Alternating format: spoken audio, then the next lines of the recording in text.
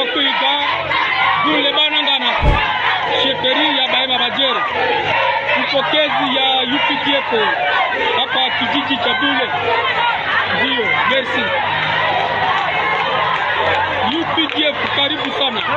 Karibu sana. Karibu sana, karibu sana. Tunafurahi sana kabisa. Karibu, karibu, karibu. Karibu, karibu, karibu, karibu, karibu. Well, the video that you've just watched, those are Congolese citizens in a small town in eastern DRC called Bule.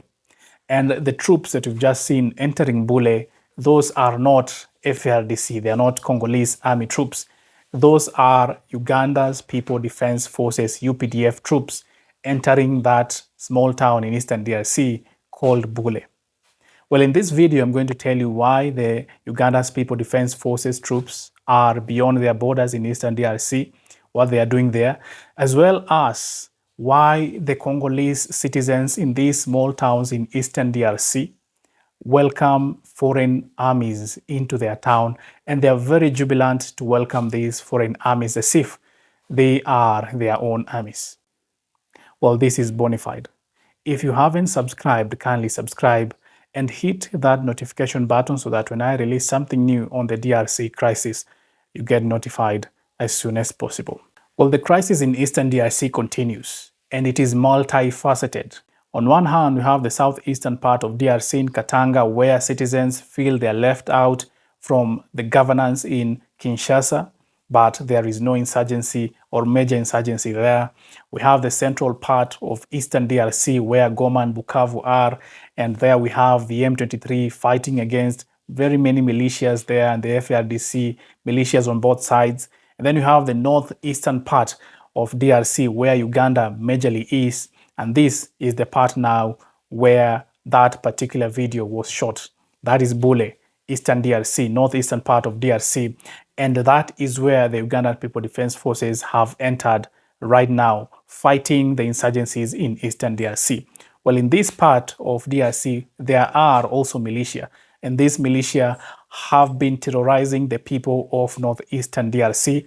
And the Uganda's People Defense Forces have stepped in to assist the Congolese government to fight these insurgencies in northeastern part of DRC.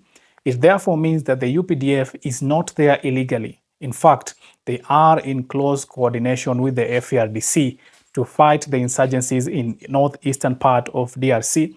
But the question is, why are they so much appreciated and welcomed in these towns in eastern DRC, even more than their own FARDC? Because this is not the first time that the UPDF has been welcomed in eastern DRC. Just a few weeks ago here in this channel, I posted a video about Bunia, where the UPDF had entered Bunia, and the people in Bunia were very jubilant of the intervention that the Ugandan army had brought to their town. This is a video of the Ugandan forces entering Bunia. Power, power! UPDF! Yeah!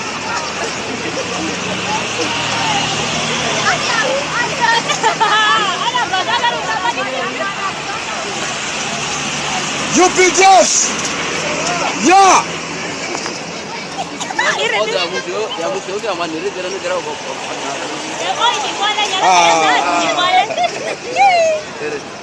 Well, the Congolese people rejoicing on the arrival of foreign armies in their own soil raises more questions about the capacity of the FARDC or the Congolese security agencies to maintain security in their own territory.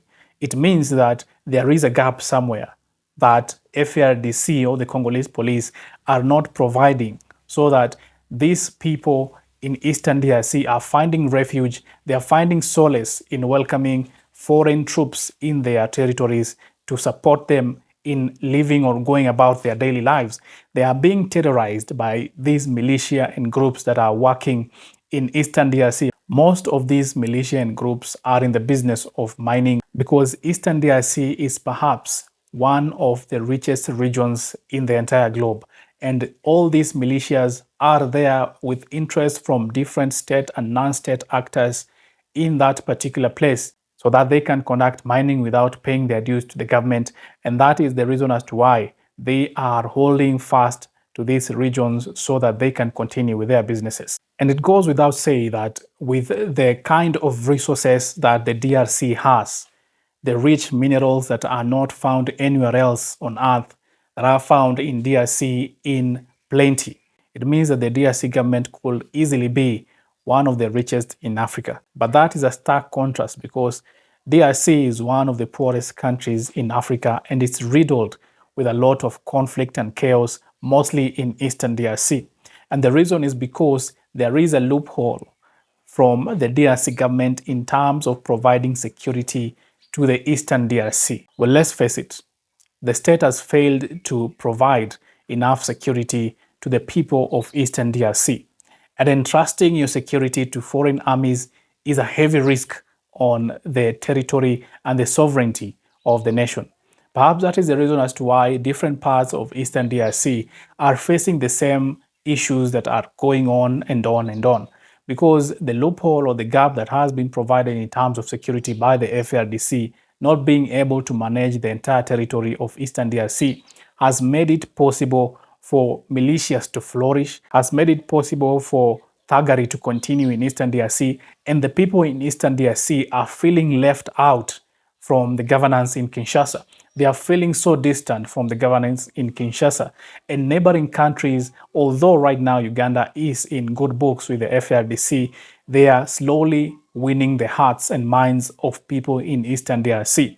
It will not be a surprise if people in Eastern DRC will start to align themselves more with Uganda than Kinshasa. And that is where now the problem comes in. If the people in Eastern DRC show this kind of a support to a foreign army, it means that it will be easy for them to accept the foreign army or the foreign government to lead them compared to their own army. Well, despite the ADF and Codeco in Eastern DRC causing havoc and leading to the suffering of many, and the UPDF coming in to save the people in Eastern DRC, bringing a reprieve to the people in Eastern DRC, there is a great risk that the DRC is posing on itself by inviting foreign armies to freely move in their country, as well as gaining the support of many in Eastern DRC. There is a need for the Congolese army to be well organized, to be able to defend its territories with a little help, just a little help from outside armies if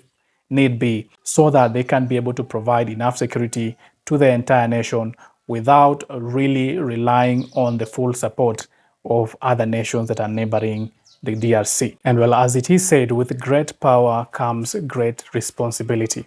The Congolese government needs to provide security tenfold than other countries because of the vast rare minerals that it offers. Many nations, state and non-state, including corporations, major corporations across the world, are eyeing those minerals so that they can continue to profit off of them. And that is the reason as to why there are very many militias in Eastern DRC. There's a lot of chaos in Eastern DRC because of these rare minerals that are found only in Eastern DRC. It means that the Kinshasa government has to invest heavily in security, and that is something that they have not been doing. And many countries are taking their interest in Eastern DRC so that they can plunder the riches that the Eastern DRC is offering. And after all this is done, the country will be left with nothing to offer, and that is the time that you'll find most of these interests will stop pouring money in Eastern DRC, and perhaps that is when the Eastern DRC will be a little calm, but the DRC government will not have benefited from anything that is coming from Eastern DRC. It is time for the Kinshasa government to wake up and take charge of its territories so that it can be able to profit off the God-given riches that Eastern DRC has to offer. Keep it bona fide.